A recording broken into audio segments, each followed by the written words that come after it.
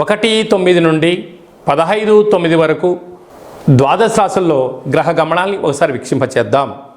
వృషభ రాశిలో దేవగురు బృహస్పతి శత్రుస్థానంలో సంచార స్థితి, మిథున రాశిలో కుజ భగవానుడు, కర్కాటక రాశిలో బుధ భగవానుడు, సింహరాశిలో ఏడాది తర్వాత రవి భగవానుడు, కన్యరాశిలో శుక్రుడు మరియు కేతు సంచార స్థితి, కుంభరాశిలో శని భగవానుడు వక్రగమన సంచార స్థితి, మీనరాశిలో రాహు భగవానుడు సంచార స్థితితో ద్వాదశ రాశుల్లో గ్రహ గమనాలు ఈ విధంగా ఉన్నాయి.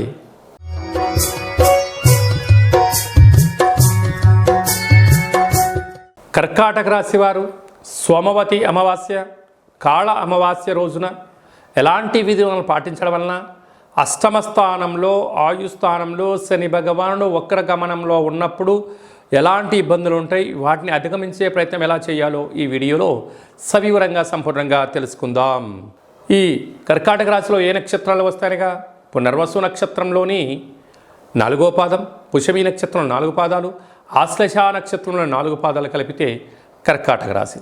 చాలామందికి పుట్టినటువంటి కాల సమయంలో డేట్ ఆఫ్ బర్త్లు లేనటువంటి కారణం వలన పేరు యొక్క మొదటి అక్షరాన్ని అనుసరిస్తూ రాశిని తెలుసుకునే ప్రయత్నం చేద్దాం. హీ, హూ, హే, హో, డా, డి, డు, డే, డో అక్షరాల వారందరూ కర్కాటక రాశి జాతకులే. కర్కాటక రాశాధిపతి చంద్రుడు కనుక ఈ చంద్రుడు సోమవారానికి అధిపతి. అదియే కాకుండా ఈ సోమవారం రోజు అమావాస్య రావడము, శ్రావణ మాసంలో అమావాస్య రావడము, మంగళవారంతో కూడుకున్నట్టు అమావాస్య రావడం వలన ఒకవైపు అష్టమ స్థానంలో శని భగవానుడు వక్రగమనంలో ఉన్నాడు కనుక వీలైనంత వరకు ఇంటిని మంచిగా శుద్ధి పెట్టుకొని ముగ్గు పిండి చేత ఇంట్లో ఒక అష్టదళ పద్మాన్ని వేసి తెల్లటి గుమ్మడికాయను కానీ కొబ్బరికాయను కానీ సగభాగాన్ని కట్ చేసి అందులో సమృద్ధిగా నూనెను పోసి 8 ఒత్తులను వేసి దీపం వెలిగింపచేసి అందులో తెల్లటి ఆహారాన్ని అంటే అన్నము, పప్పు, చారు, పెరుగు కానీ పాయసంతో కూడుకున్న పదార్థం కానీ లేకుండా ఇంకా పాలను నైవేద్యంగా ఏర్పాటు చేసి పూజ యథాశక్తిగా షోడశ ఉపచార పూజలు చేసుకొని చాకలి వాళ్ళకు దానం ఇవ్వగలిగినట్లయితే మనకు రుణ సమస్యలు, రోగ సమస్యలు, శత్రు సమస్యలు ఈ యొక్క కూష్మాండ దీపంలో 8 ఒత్తులు పెడతాం కనుక కష్టాలు తొలగిపోయి అష్ట ఐశ్వర్యానికి మహాలక్ష్మీదేవి మన ఇంటికి గళ్ళు గళ్ళు అంటూ వస్తుందని చెప్పి గమనించాలి. కనుక ఒకవైపు వ్యయంలో కుజుడు సంచారం చేయడం వలన కుజదోష ప్రభావం కారణం వలన మీ జన్మ నక్షత్రం రోజున అష్టమి అమావాస్య తిథుల యందున దూరావాయు జల ప్రయాణాలు పెట్టుకోవద్దు. వీలైనంత వరకు మౌనం, ధ్యానం, ఆధ్యాత్మికత, ప్రశాంతమైన వాతావరణాన్ని ఏర్పరచుకోగలిగినట్లయితే ఈ కాళ అమావాస్య, సోమవతి అమావాస్య దోషం తొలగిపోతుందని చెప్పి గమనించాలి. కనుక నీటి వ్యాపారస్తులు, హోటల్ వ్యాపారస్తులు, అలాగనే పాల ఉత్పత్తులు, స్వయం వృత్తులు, మార్కెటింగ్ రంగంలో ఉండబడినారు, గృహ భవన నిర్మాణ కార్యక్రమాలు, వ్యవసాయ సోదరిమణులు, సాఫ్ట్వేర్ హార్డ్వేర్ ఉద్యోగస్తులకు కొద్దిపాటి గడ్డు కాలము అని చెప్పి గమనించాలి.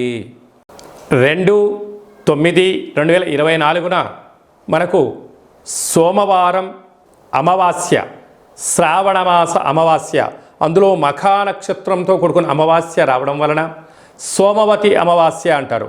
ఆ అమావాస్య సోమవారం అంతా సంపూర్ణంగా ఉంటూ 3వ తారీఖు ఉదయం 9 గంటల వరకు కూడా ఉంది కనుకనే మనకు మంగళవారం కూడా అమావాస్యగా పరిగణించగలగాలి. కనుక శ్రావణమాస అమావాస్య సందర్భంగా కాళ అమావాస్యగా మనము గమనించగలగాలి. వీలైనంత వరకు ఇంటిలో శుద్ధి పెట్టుకోవడం, మన జన్మ నక్షత్రం, మన జన్మతిథి, జన్మరోజు ఆ రోజు వచ్చినట్లయితే వీలైనంత వరకు నీటిలో ప్రయాణం చేయకపోవడం, వాయు ప్రయాణాలు చేయకపోవడం, విశేషమైన గొడవలకు దూరంగా ఉండడం, మౌనంగా ఉండే ప్రయత్నం చేయగలిగినట్లయితే మనకు దుష్టగ్రహాల యొక్క దోషం తగ్గుతుందని చెప్పి గమనించగలగాలి. అలాగనే మనకు 11వ తారీఖు భాద్రపద మాస శుద్ధ అష్టమి బుధవారము, జ్యేష్ఠ నక్షత్ర సందర్భము.